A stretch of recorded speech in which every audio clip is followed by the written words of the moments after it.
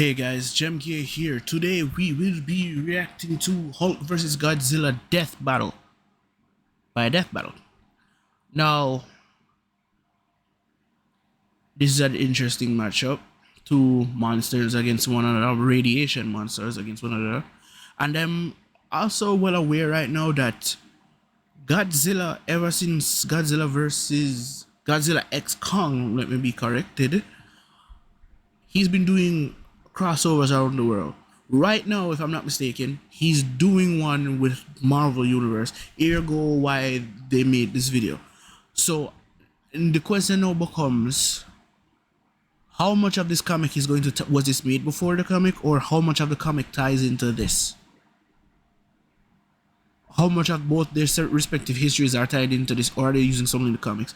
Because right now I'm seeing a thumbnail from Comics Explained saying Godzilla becomes a Hulk, and I feel like that ties into it. I haven't read the book, so I'm not 100% sure. So without further ado, let's get into this and see what they give us.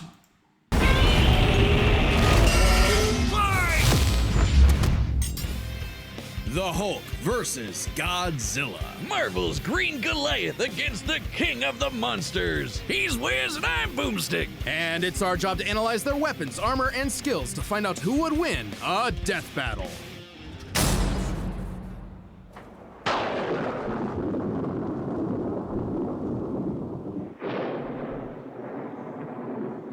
What is the Hulk? Is he man? Is he monster? Or is he both? He's a mean green smashing machine, the angry son of the Gamma Bomb. A weapon designed by the greatest gamma scientist of all, Dr. Robert Bruce Banner. But just before it went off, Bruce had to be a hero and save some dumb schmuck who was hanging around the test site.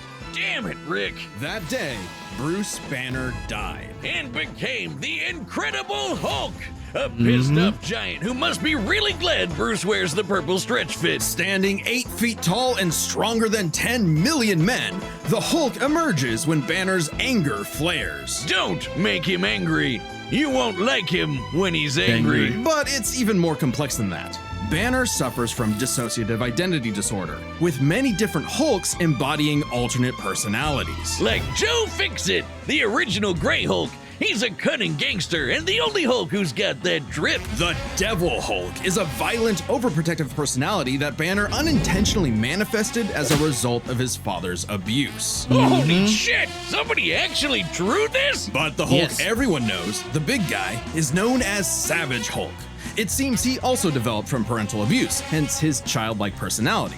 Though I'd argue he's more clever than you'd expect. The angrier he is, the stronger he gets, with no limit. Except for one, Bruce Banner. See, Banner's relationship with the Hulk is complicated. Oh, they hate each other. Mostly. Occasionally, they can come to an understanding. The alter best representing this would be the Professor Hulk, a balanced blend of Banner's brain and the Hulk's brawn. The buffest nerd you'll ever meet. That's the best one. What about when Bruce takes a step back? If he isn't trying to restrain the Hulk, what do you get? The Green Scar. The World Breaker. Without Bruce's temperament, the Hulk's power and fury surges, mixing Savage's rising strength with the personality and cunning of a warlord. The Green Scar is no mere superhero. He's a king and a conqueror. Hulk is strong enough to lift 150 billion tons of rock, jump from New Mexico to Florida in a single bound, and shake all the dimensions connected by the crossroads at once. He was pinned down by the spear of Proxima Midnight, which holds the weight of a star, and was fine. And when we say World Breaker, we mean it. While sparring with Red She-Hulk, the two of them shattered a whole planet. At one point, he was bound in chains forged from the essence of the first firmament, the manifestation of the first universe, which could bind eternity itself. Not even Galactus was capable of saving eternity alone, and the Hulk just broke it. By himself. Maybe Thor should rethink calling himself the strongest Avenger, especially since the Avengers first assembled because none of them could take down Hulk on their own. Speaking of Thor, the Hulk consistently battles on par with him, even when he held the Odin Force, with which he could command his hammer through infinite distances and match the power of Null, who killed countless Celestials. Even without it, Mjolnir can cross the universe in seconds. Hulk tore a universe apart with just a clap. Good luck with that, Hammer Man. But the green guy's got way more going on than just... Alright, I realize I'm not pulled from some old stuff. I don't know if those stuff are still canon. The clap mashing up a universe. That's look like an old comic. So I don't even know. brute strength. As the Hulk's power stems from gamma, he can utilize and absorb it and other radiation in various ways. Yeah, like regenerating from fatal wounds. Even getting ripped apart by Wolverine barely slows him down. And the angrier he gets, the more regenerating cells his body produces. It gets weirder. Did you know that if he absorbs enough gamma, he can shoot lasers from his eyes What? and read people's minds? What? Oh, also, he can see ghosts and give him a good old-fashioned Hulk smash. Hulk can break through the boundaries of comic book borders themselves into the empty white between panels, a gutter space beyond time and concept. What, like how She-Hulk can for some reason break the fourth wall and talk to the reader? Oh, wait, that makes sense now. It's all gamma. Exactly. In real life, gamma rays are electromagnetic radiation similar to X-rays. But Look, no matter how well they explain this or whatever, in some cases maybe bullshit if they give us, all this is going to do is just make the MCU Hulk more trash than he already is, because of how much of a ball Marvel and Disney dropped with this character. What? I swear that Hulk is the biggest disappointment in the whole of the MCU in terms of characters. Good God, man. in Marvel Comics, gamma comes from hell. On Earth 616, gamma radiation is an electromagnetic frequency that can manifest as either a wave, a particle, or something else. Something that nobody really understands. Except for Bruce. That's right. Dr. Banner is a certified genius with 7 PhDs. According to Norman Osborn, he's the 4th smartest person on the planet. And that's comparing him to big brains like Reed, Doom, and Tony. Banner built the Collider Synchrotron, a machine that can scan the entire multiverse with the speed of a hypermind. He created the Gamma Core, which could rupture space-time between universes. He built an interstellar radio on a deserted planet without any pre-established technology. He wired up Hulk like a starship, piloting him from the mindscape within. He even built an ultimate nullifier. In fact, the original intent of his Gamma Bomb was to be non-lethal, only targeting inorganic material. But Thunderbolt Ross wanted something with a bit more boom. They can't blame him. Fearing its ramifications, Banner developed the Gamma Bomb on his own, keeping its design secret. In the process, he tapped into an unknown form of gamma energy that breaks down reality and mutates it beyond actuality. On that fateful day, he opened the Green Door. You know how we said the bomb killed Bruce? That wasn't some flowery metaphor or whatever. He died and came back as Hulk. Came back from the below place, the hell beneath hell, the lowest possible dimension of reality. It's trippy, but whenever Hulk dies, he goes there. Then a green door opens and he goes back to where he was before. Easy as that. It doesn't matter if he's been atomized, sliced up into jars, or digested by werewolves. If he goes through the door, he's back, ready to rumble. The green door did get locked into a red door, but he's easily broken through it multiple times. Not a problem. It turns out that third form of gamma, this anomaly from the bedrock of hell, spawns from none other than the one below all. The dark side of the one above all. That's right, God has a Hulk, and it wants Bruce to bring about the end of all things. But Hulk just said, nah. So, what is the Hulk? An uncontrollable monster? A prison for a tortured soul? A super weapon for Armageddon? Don't overthink it, Wiz. Hulk is Hulk, and Hulk's the strongest one there is. Alright, let's see what they do for Godzilla. I wonder which well, I mean, they might go with all the versions. The year was 1946. The press gathered at Bikini Atoll to witness the power of the nuclear bomb. But many leagues beneath their feet, something ancient stirred. Godzilla, the king of the monsters. He was pretty pissed off over the worst wake-up ever, so he swam to Japan for one hell of a crash out. Japan was still recovering from the war, so seeing this mutilated radioactive monster towering high like a mushroom cloud wasn't just frightening, it seemed prophetic. The bomb was just the beginning. Man had sparked the end of times. Complete with googly eyes and the most epic roar ever. Yes,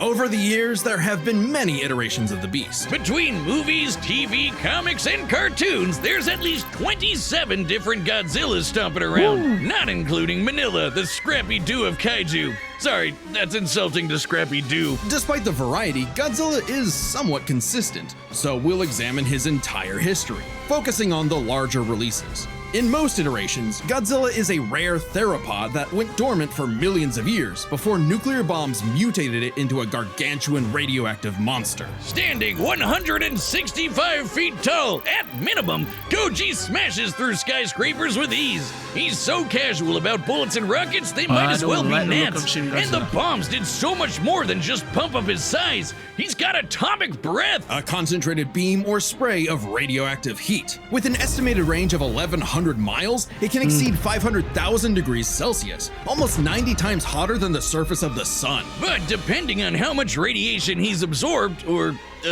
life energy from a giant pterodactyl, he can do way more with it. His red spiral ray is a supercharged version that doubles in heat and power, and spins. Or he can blast it out of his back and fly.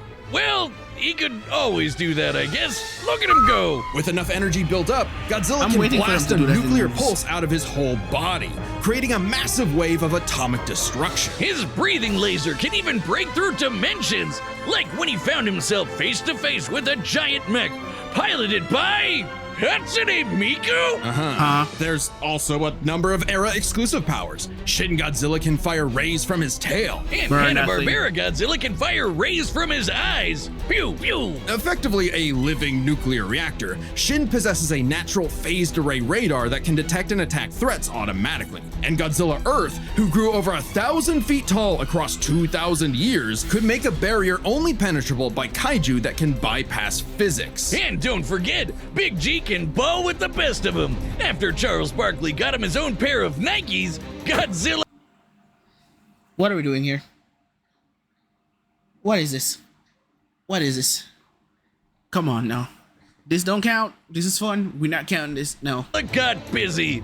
You know, it's kind of hard to emphasize just how impressively terrifying Godzilla can be when you're bringing up this sort of thing. Oh yeah? Why don't you find a better spokesperson for Dr. Pepper? Fine, let's talk about when his presence boiled the entire Arctic Ocean, or how he picked up and threw Biolante, which weighed 200,000 tons, or when he no-sold not one, not two, but 3 meteors. Including the Permian period extinction event that happened about 200 million years ago. Then he went to hell, fought some fucked up versions of God and Satan, and atomic breath at Space Godzilla so hard that he blew up the whole planet. That's scary enough for you?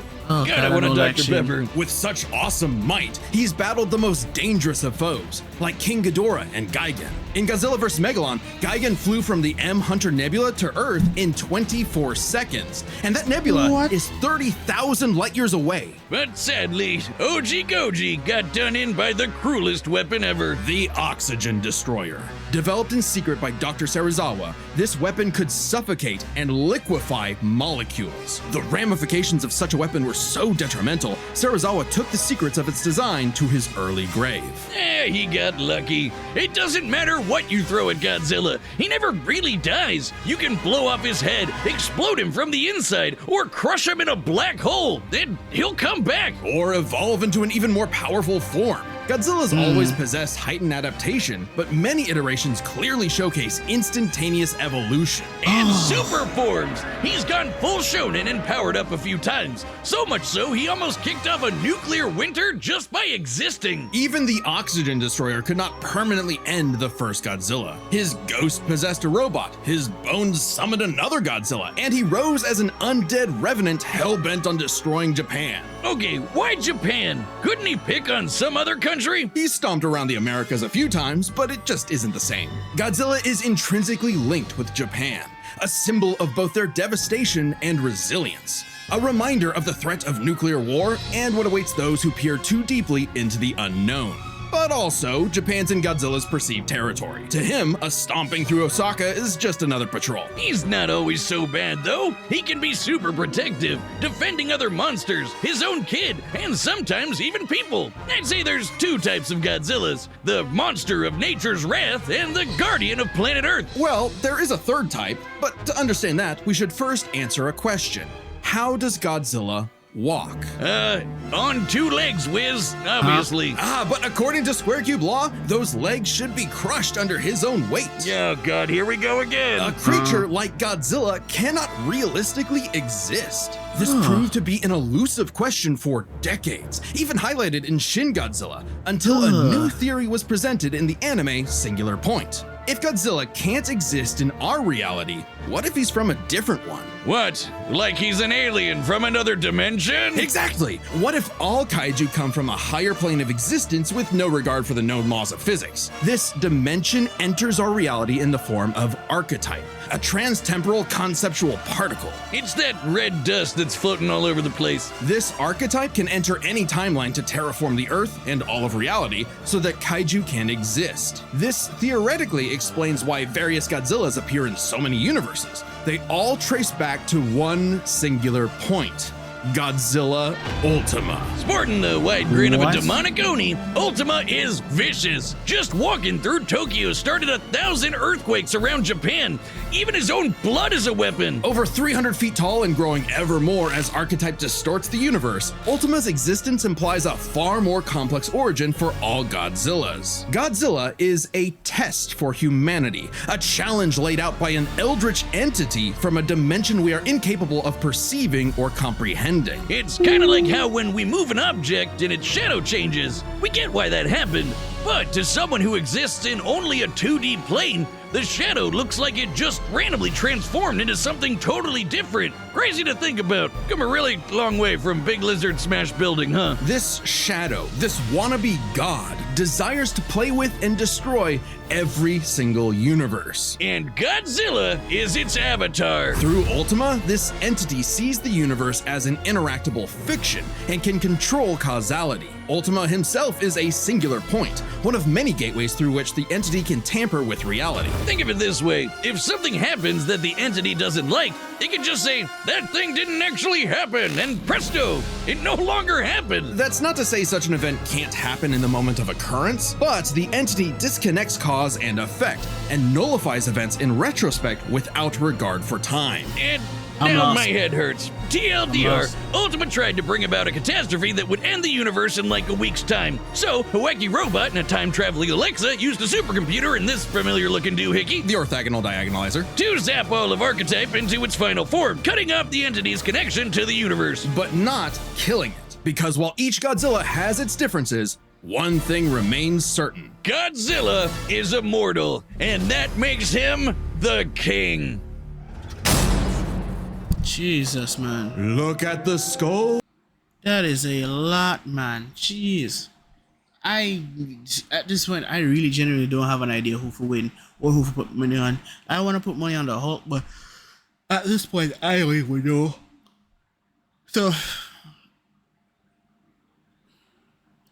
let's just get into the fight.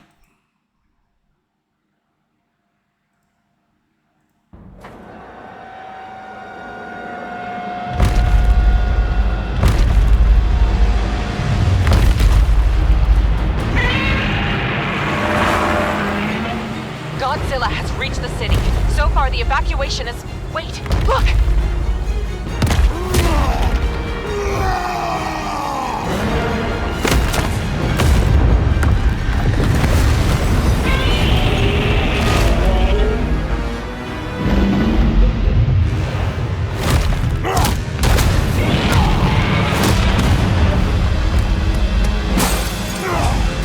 Yeah, that's a mobile rivals, man.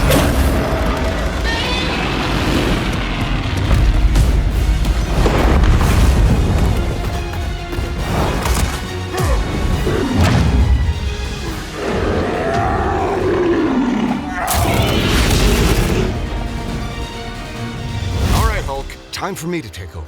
We don't want any trouble. No! Hulk stays!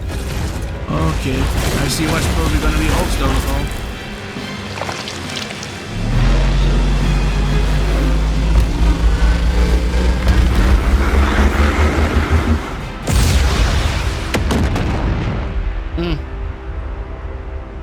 Green door.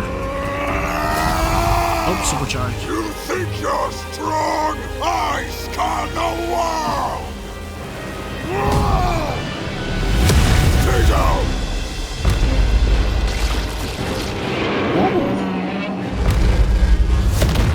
Okay, no. Come on. We're not even got to the Deadpool regeneration factor. What is going on here?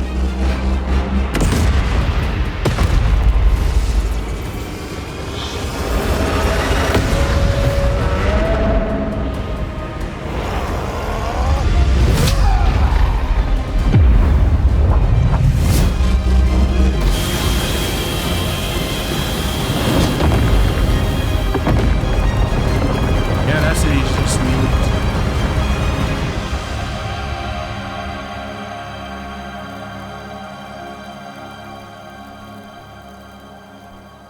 Wait for it. Wait for it. Stupid lizard.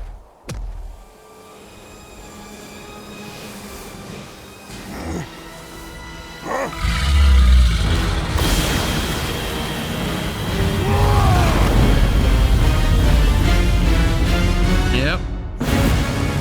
Green door, red door.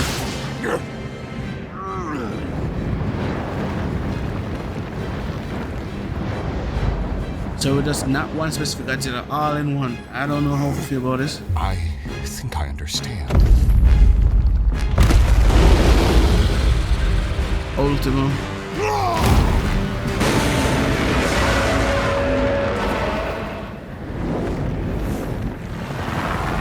It's been days since the battle began, and the red dust is spreading. Days? Godzilla has grown in size, but we believe we are.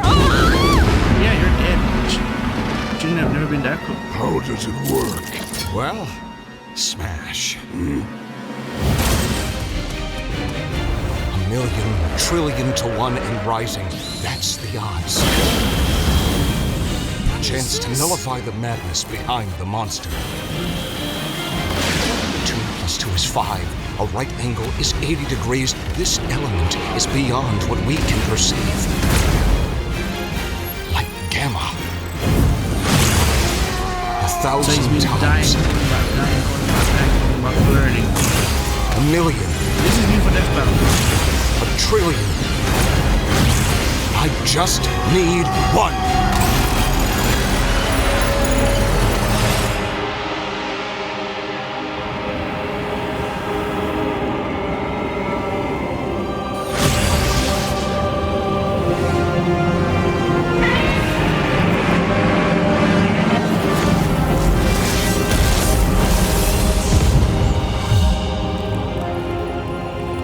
Okay. You did it, big guy. We did it. Okay, run this by me. Hulk has won. What happened? It's complicated, so let's break this down into 3 categories. First up, power. Most versions of Godzilla can shrug off black holes and extinction level events, tag beyond Jesus. light speed foes like Gigan, blow up planets. However, the Hulk is beyond that. The big guy clapped a universe to bits and shook the infinite dimensions linked to the crossroads. In a straight fight with a classic Godzilla, 616 Hulk smashes the power advantage. But factoring in Ultima changes things. The entity sees all of space-time and can manipulate its results at a whim. No matter how strong the Hulk got, Ultima could potentially negate it. But Hulk broke chains made of the first firmament, which could overwhelm eternity. An boy. abstract concept of a being not entirely unlike Ultima's entity. Even a small piece of the first firmament could break the multiverse. Plus, Hulk kept up with Odin Force Thor, who is also on a celestial level of power. So the Okay. gap in power becomes nebulous. Still, unless Hulk could remove Ultima from the equation, neither held a clear advantage in power and stats. Especially when you look at their immortality. This was practically a never-ending death loop. Even with their healing factors, both could technically kill each other, but then just come right back. The green door instantly appears when Hulk goes to the below place, and the Oh, higher yeah. dimensional entity could always summon a replacement Godzilla avatar. So This both Hulk replacement and Godzilla Godzilla thing could is not stay weird. dead. Unless they could somehow prevent what was happening in those other dimensions. So let's examine the layers of their multiverses. Marvel's cosmos has infinite higher dimensions, which themselves are transcended by the astral plane, the superflow, and so on until you reach the House of Ideas, the domain of the one above all. Since the one below all mirrors the one above all, the below place mirrors the House of Ideas. Get it? In comparison, the cosmos of Godzilla's multiverse is just as vast and infinite, but does not have the same sort of transcending layers above and below. This means the below place, the Hulk's respawn point and source of power, is out of the entity's reach. So the real question is, if they both can't die and Ultima's entity can't affect the below place, could Hulk somehow stop the entity before it destroyed the universe? It all comes down to Gamma and Archetype. Ultima was defeated in the anime by using a trans-temporal superdimension calculator operating at infinite speeds to activate the orthogonal diagonalizer, turning Archetype against itself. Ultima endlessly spews this stuff, so there's plenty to work with. And Hulk can reach into comic book gutter space, so he should be able to reach through a singular point, but that's not enough. Fortunately for Hulk, it just so happens he knows someone who, like scientists who have defeated Godzilla in the past, is an expert on particles from a greater dimension that mutate reality beyond our understanding. Who made a device with those particles that breaks space-time, like the diagonalizer? Who made a supercomputer that scanned the infinite multiverse with the speed of a hypermind, like the dimension calculator? Hell, the guy made an interstellar radio out of sticks and stones in a matter of days, and even built an ultimate nullifier. It's like he was made for this. The Green Door waits for no Hulk, no. including Banner. Even if Ultima's catastrophe destroyed the universe, the Door could deposit Banner in a different universe and he could continue the fight. He had all the time in the infinite multiverse. There was only one way this could end, and only one person who could make it so. Even among gods and monsters.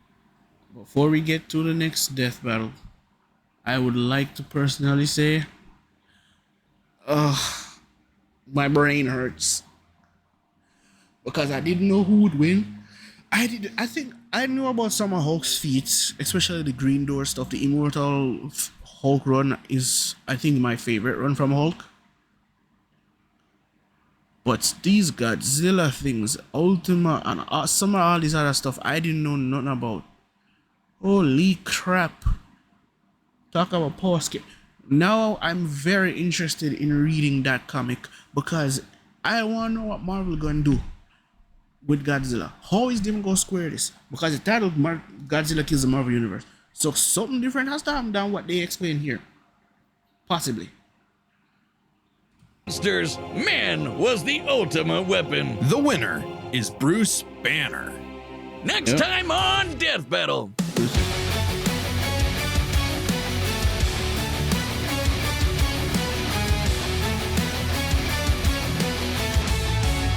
Subscribe and join as a member to see more. Yeah, I'm not gonna lie, I never watched Soul Eater and I don't really care for Ruby. So that one ain't going to be for me. But yeah, as I said, I'm very much surprised as to what this was. It's crazy to think about that this is really and truly how the outcome go. I'm gonna need some time to process this, honestly. So guys, for those of you who are watching, if you enjoyed my video, like and share. Tell me your thoughts below. What do you think of this death battle? How did it go the way you wanted it? Did it go the death battle way of just doing shit that it doesn't and the facts don't match up? Please let me know. Because this, I feel like this may be a debatable fight, or maybe I'm missing something. So leave your comments below. This has been Jamgear, and I will see you all next time. Peace.